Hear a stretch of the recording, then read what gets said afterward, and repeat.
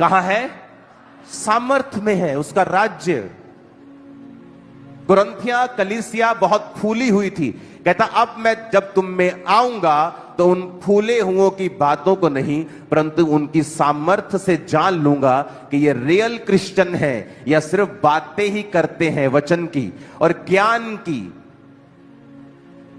क्या ये बातें ही करते हैं या ये सामर्थ्य भी हैं? क्या ये दुष्ट आत्माओं को निकाल सकते हैं?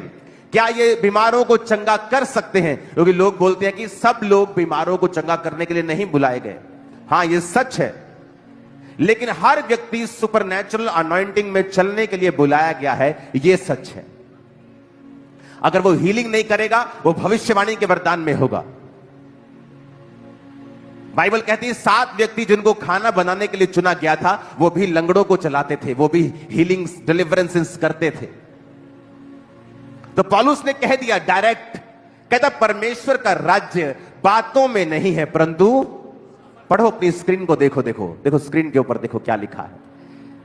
कहता परमेश्वर का राज्य बातों में है ही नहीं, पर कहता सामर्थ्य में है, पावर में है, जो घुटने टेकने पर ही मिलती है, जो अलगताई करने पे ही मिलती है, जो इसी शर्त पे मिलती है कि आप अपने हैबिचुअल सिंस को, जिन पाप में आप बार बार गिरते हैं, जो आपकी कमजोरी है, जब तक आप उस पर कब्जा नहीं कर लेते हैं और अपने आप को अलग नहीं कर देते हैं, तब तक परमेश्वर आपको सामर्थ्य पाने के योग्य नहीं गिनता है। चाहे आप टाइदर हैं, आप प्रेयरफुल हैं, आप फास्टिंग करते हैं, जब तक आप जीते नहीं हैं अपने ऊपर, तब तक आप सामर्थ्य पाने के काबिल नहीं हैं। चाहे वो शरीर का कोई भी काम हो, चाहे आपका फूड के ऊपर कंट्रोल ना करना ही हो, यह भी परमेश्वर के लिए सामने गुनाह है।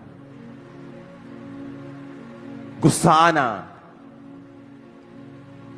नहीं रोजा कल रखेंगे, आज नहीं, आज भूख लगी है, बार बार एक ही पाप में गिरना, व्यभिचार में गिरना, चोरी करना।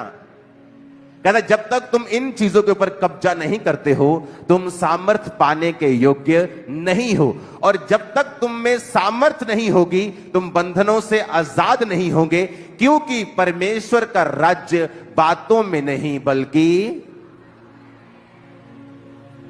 The kingdom of God is not in word but in power. परमेश्वर का राज्य बातों में नहीं है। आप बातें करते रहेंगे, लोग जैसे आएंगे वैसे ही वापस चले जाएंगे। उनके ऊपर आपके बोले गए शब्दों का कोई फायदा नहीं है, जब तक उन शब्दों के साथ परमेश्वर की आत्मा की सामर्थ्य नहीं है। पास्टर्स, बिलीवर्स, वचन कहता है कि परमेश्वर का राज्य सामर्थ्य में है। क्या आप सामर्थ्य के खोजी हैं? अनॉइंटिंग के खोजी हैं? क्योंकि जब मैं नया विश्वासी था तो हमारी 90% प्रार्थना यही होती थी, हे प्रभु अपनी सामर्थ्य से हमें भर। क्योंकि जब पावर आपकी लाइफ में आती है, डुनामिस,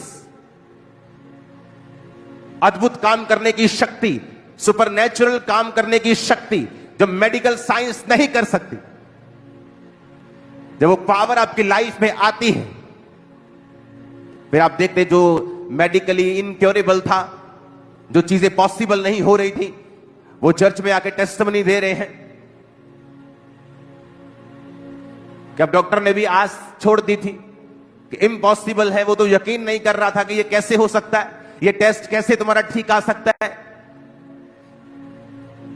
मिरेकल्स आज भी होते हैं। और जीसस ने कहा जब तुम सुसमाचार देने के लिए जाओ तो उनके लंगड़ों को क्या करो? चंगा करो, उनके अंधों को आंखें दो।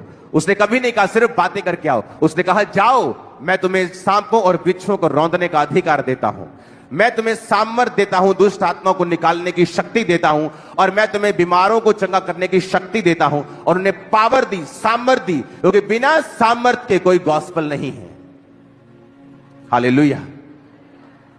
क्या आज आप चर्च में सामर्थ्य पाने के लिए आए हैं?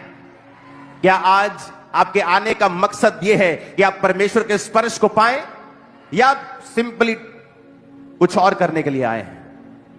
क्योंकि सारे लोग यहां सामर्थ्य पाने के लिए नहीं आए। और यहां पर मिस्टेक होती है, जहां वचन कहता है परमेश्वर का राज्य बातों में नहीं परंतु सामर्थ्य में है। सोच लो ये लाइन, समझ लो ये लाइन, अंदर बसा लो ये लाइन कि परमेश्वर का राज्य जहां बातें होंगी वहां है ही नहीं। वचन की 10,000 बातें होंगी, लेकिन जब कुछ करने का समय होगा, लोगों को डिलीवर करने का समय होगा, तब मीटिंग आमीन हो जाएगी। तो क्या इसकी साइंस बनती है, मेरे को बताओ जरा, क्या लॉजिक बनता है इसका कि दुनिया भर का इंग्रेडिएंट बना के आटा गूंद लिया और जब फुलके बनाने की बारी आई तो चले गए? तो क्या